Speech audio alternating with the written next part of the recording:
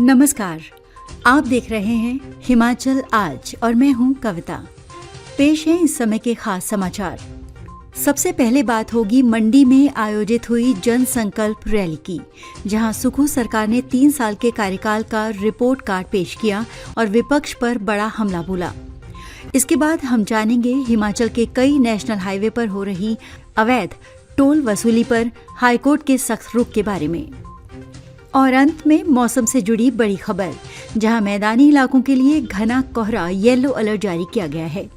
पूरी जानकारी के लिए इस खास बुलेटिन के अंत तक बने रहिए।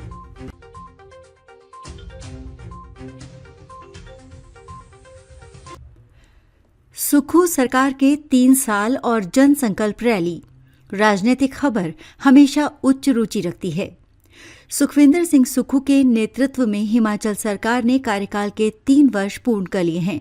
इस पड़ाव को चिन्हित करते हुए सरकार ने अपनी उपलब्धियों को उजागर करने के लिए मंडी शहर में एक प्रभावी जनसंकल्प रैली का आयोजन किया।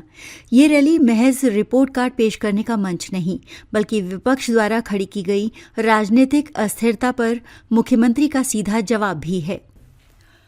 मुख्यमंत्री ने इस जनसभा से भारतीय जनता पार्टी पर सीधा हमला बोला और जनहित के कार्यों को बाधित करने के लिए षड्यंत्र रचने का आरोप लगाया। उनका दावा है कि उनकी सरकार व्यवस्था परिवर्तन के अपने संकल्प पर कायम है, भले ही उन्हें अभूतपूर्व मानसून आपदा और राजनीतिक चुनौतियों का सामना करना पड़ा हो। सरकार की हिट्स की बात करें तो आपदा प्रबंधन के दौरान त्वरित सहायता, 101 करोड़ रुपए का आपदा राहत कोष स्थापित करना, पुरानी पेंशन योजना को बहाल करना और स्वास्थ्य तथा शिक्षा क्षेत्र में सुधार के लिए शुरू की गई योजनाएं प्रमुख हैं। हालांकि इन उपलब्धियों के बावजूद सरकार को कुछ कमियों का भी सामना करना पड़ रहा है, जिनमें सबसे बड़ी चुनौती रही है वित्तीय प्रबंधन और कर्ज का बढ़ता बोझ।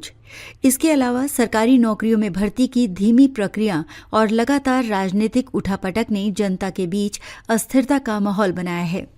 मंडी में ये रैली करके कांग्रेस ये संकेत दे रही है कि वो न केवल अपने कार्यकाल पर आश्वस्त है, बल्कि 2024 के लोकसभा चुनावों से पहले भाजपा के गढ़ में सेंध लगाना चाहती है।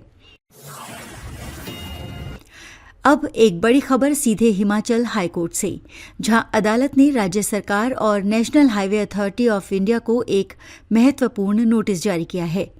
ये नोटिस राज्य के कई नेशनल हाईवे पर हो रही अवैध टोल वसूली से जुड़ा हुआ है। याचिकाकर्ता ने कोर्ट के सामने ये तर्क दिया है कि राष्ट्रीय राजमार्गों पर टोल वसूलना केवल केंद्र सरकार के अधिकार क्षेत्र में आता है, राज्य कानून के तहत नहीं। इस याचिका पर संज्ञान लेते हुए हाईकोर्ट ने राज्य सरकार और NHAI से जवाब दाखिल करने का निर्देश दिया है।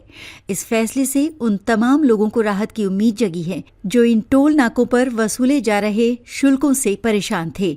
अब देखना यह होगा कि सरकार और NHAI इस गंभीर मुद्दे पर हाईकोर्ट के समक्ष क्या पक्ष प्रस्तुत करते हैं। और अब बात करते हैं मौसम की। मौसम विभाग के अनुसार दिसंबर की 13 तारीख तक प्रदेश में मौसम सामान्यतः शुष्क और साफ बने रहने की उम्मीद है। हालांकि मौसम में बड़ा बदलाव दिसंबर की 14 तारीख को देखने को मिल सकता है, जब मौसम विभाग ने ऊंचे पर्वतीय क्षेत्रों में हल्की बारिश या बर्फबारी की संभावना जताई है। इसी के साथ मौसम विभाग ने मैदानी और निचले इलाकों के लिए एक येलो अलर्ट जारी किया है। ये अलर्ट 11 दिसंबर से 13 दिसंबर तक घने कोहरे के बने रहने की चेतावनी देता है। वाहन चालकों को सलाह दी जाती है कि वो कोहरे को देखते हुए सावधानी बरतें और गति धीमी रखें। मौसम का ये बदलाव ऊपरी क्षेत्रों में ठंड बढ़ाएगा, जबकि मैदानी क्षेत्रों में कोहरा जनजीवन को प्रभावित कर सकता है। तो ये थे इस समय के खास समाचार। आपसे अनुरोध है कि इस महत्वपूर्ण जानकारी को अन्य लोगों तक पहुंचाने के लिए इस वीडियो को शेयर जरूर करें। हमारे चैनल को सब्सक्राइब करें ताकि आप ऐसी उपयोगी योजनाओं और महत्वपूर्ण खबरों से हमेशा अपडेट रहें। आप किस योजना के बारे में और जानकारी चाहते हैं या आप ये खबर कहां से देख रहे हैं, हमें कमेंट बॉक्स में लिखकर जरूर बताएं। आपके विचार जरूरी हैं। नमस्कार।